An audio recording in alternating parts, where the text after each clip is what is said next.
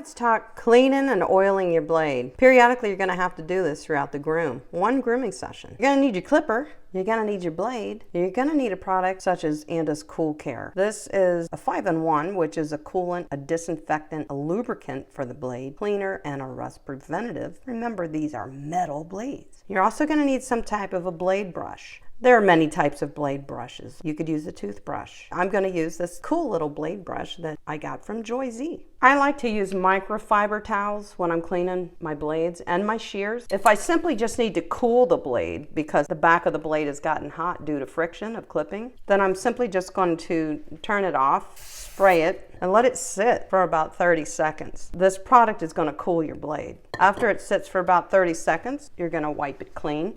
This product completely dissipates too, so there's no worries there. Now, that's how I clean my blade. Now we got to remove the hair and all the yucky stuff that is going to affect the way our blade clips. You're going to remove your blade by pressing the blade hinge, push forward, remove the blade. You can see all the debris and hair clippings and all the yucky stuff that gets in there. So you're going to use your blade brush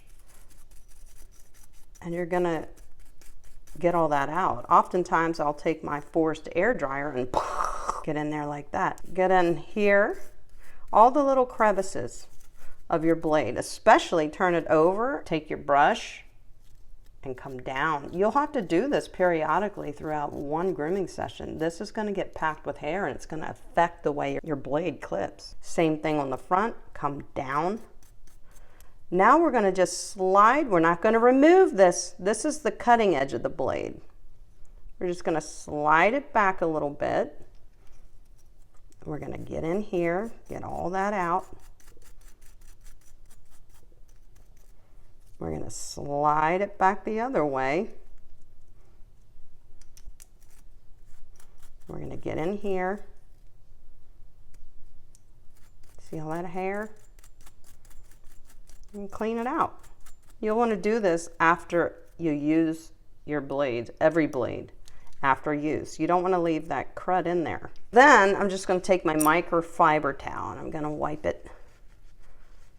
I'm going to clean it up and it's ready. The only thing I have yet to do is oil this blade.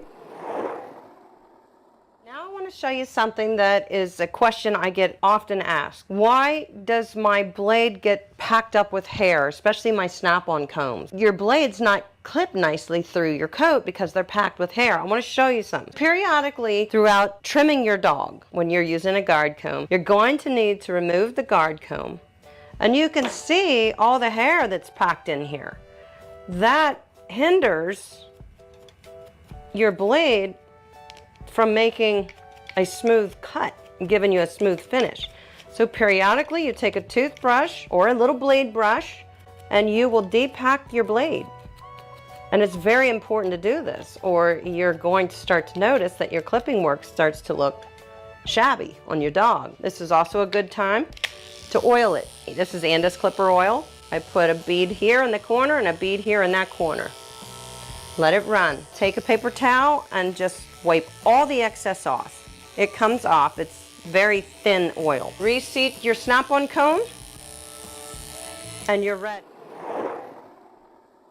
So I'm going to put it on my clipper.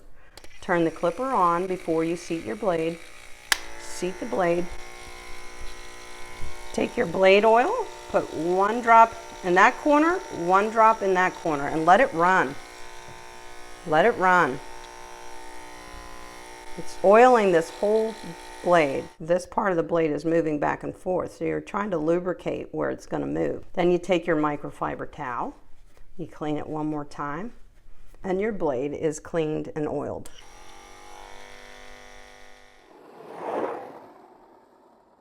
If your blade gets really crusty, you can spray the Cool Care in the teeth. You don't want to shoot any oil into your clipper. Hold it down, spray downwards, right in the teeth area. Let it sit a minute. Let it bake off all that crud on your blade. And after you let it sit for a minute, you're going to come in with your microfiber towel and you're just going to polish it up. And this is how you disinfect and clean and cool your blades. Very important to oil them And you know we always use clipper blade oil to oil our blades, specifically for clippers. I like the Joy Z brand as well. It's very nice because I can use it for my shears too. Your wide blades are going to make your clipper blade drive work a lot harder. You may have to replace this blade drive more frequently than you would if you were using regular size blades. This is more metal to move. That's why these wide blades make your clipper blade drive work a lot harder. It's okay. These wide blades are worth the use. Trust me. They save you a lot of time. But they do make our blade drive work a lot harder. Now I'm going to oil this blade. It doesn't hurt to oil your blade if they don't need oil. Wipe it off, and that oil is going to dissipate like I explained earlier. My favorite dog grooming clipper blades on the market right now are by far the Joy Z brand. Why? They definitely hold a sharp edge for a long time. The blade itself is coated with a mixture of like ceramic. It does not heat up as fast as a complete metal blade. Metal on metal is going to cause friction. We cannot avoid it. That's why they make Andis Cool Care. These Joy Z blades definitely stay cooler. They definitely run cooler. They hold a sharp edge. That's why they're my favorite. They perform nicely. Most blades do, but they have just the right amount of tension from the factory. These blades just perform better. For the longest time, my favorite was the Wall Competition Series blades. And now I can easily say my favorite is definitely the Joy Z line of A5 style clipper blades. They are the best. They come in all sizes. This particular one is a 5F. That ceramic coating allows the blade to get pretty warm, but not piping hot. Other metal blades definitely can get piping hot. I mean hot. When you're clipping along and that's along the skin of a dog, it's gonna burn. It's not a discrepancy in the way these blades are made. These are metal blades. Metal on metal produces heat. But Joy Z figured out a way to make their blades not get as hot by coating them with this ceramic and metal, this mixture. It keeps the metal cooler than other blades. Get you some Joy Z blades. I'll link them all in the description below. Now at times when you're clipping along, you're going to hear your clipper blade sounding like it's struggling a little bit. It doesn't have the power of the torque. Throughout the groom, you're definitely going to need to oil your blade. This is a Joy Z oil, which can be used on shears and blades. I really like this one. I often use the Andis clipper oil. I'll link both of them below. I'm going to apply 1 drop in this corner and 1 drop in this corner. Let it run.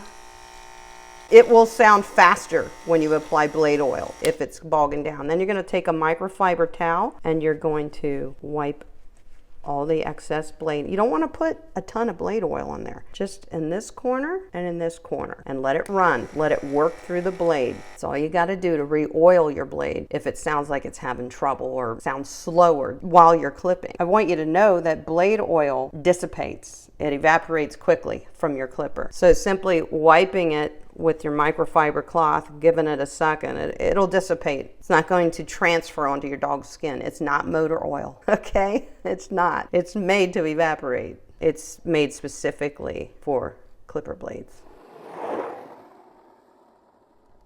These blades on a 5-in-1 or a 4-in-1 clipper cannot be sharpened. They're disposable. However, if you send them to Kenchi, to send your blades and your shears for sharpening. If you send these blades back to Kenchi, I believe they have a recycling credit that they give you. Definitely on these blades, they will. These are your A5 detachable blades. So let's pop this off. You can clearly see the difference in the way this blade is going to perform. This blade is a Mac Daddy. What does that mean? He's heavy duty. He's for the big jobs. He's never going to let you down. If your coats are perfectly prepared, this clipper blade is going to perform just fine. I don't feel it produces as smooth and as perfect of work as this blade, but I can do a nice job with my 5-in-1 clipper. But you can see the way these blades function is way different. The springs in this blade are nowhere near as strong as the composition of our A5 blades. These therefore cannot be taken apart because of these springs. They cannot be taken apart and be sharpened. When you send your blades to be sharpened, they're removing this part of the blade They're sharpening this. The blade will be back to factory quality at that point. Remember, these adjustable blades, they cannot be sharpened. And you can clearly see the difference in the quality.